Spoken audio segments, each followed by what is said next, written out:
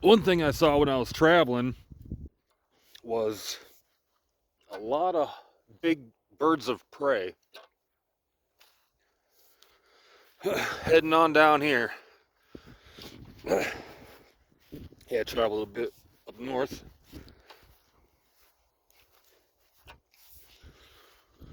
and saw some big birds, some eagles, bald eagles. Whoa, well, that wasn't a big bird, but I wonder if my phone picked that up.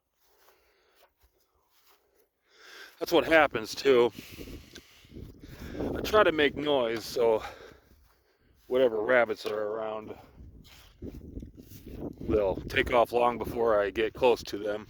So they're not right at my feet and then they freaking zoom away. I think I talked about that before, but it is an issue of my life. First world problems, am I right? Oh God, I love this view. Especially when the corn or beans, whatever it is, they're like knee high. The dog will just has a blast for like 2 weeks. When the corn is like right at knee level, that dog wants to be outside every day. Gary. Since I moved out here. Well, I think now I see the reason.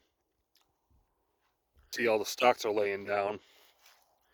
I heard that dogs get hurt a lot when they are still up and they run through their little paws.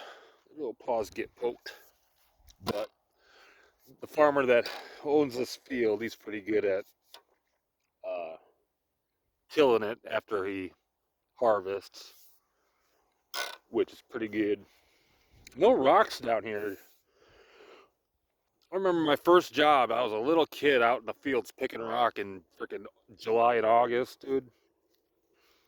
That was some bullshit. That was child labor for sure. I don't even remember how much money I got. I was a little tyke. I was like 10 years old, probably. Maybe they did like $9 an hour, which is pretty good back then in the 90s, early 90s.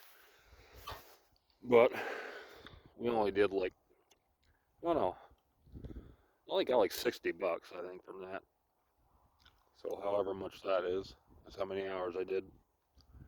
Like total of like a week, I think. We spent a week, bunch of like 10 little kids from our small ass town in Minnesota, just out there on a freaking trailer and tractor picking up big rocks in the field. That is one of the worst jobs. That and putting on a roof. Actually, I think picking rock is worse, especially with really rocky fields. Yeah, you couldn't pay me enough to do that again. Oh well.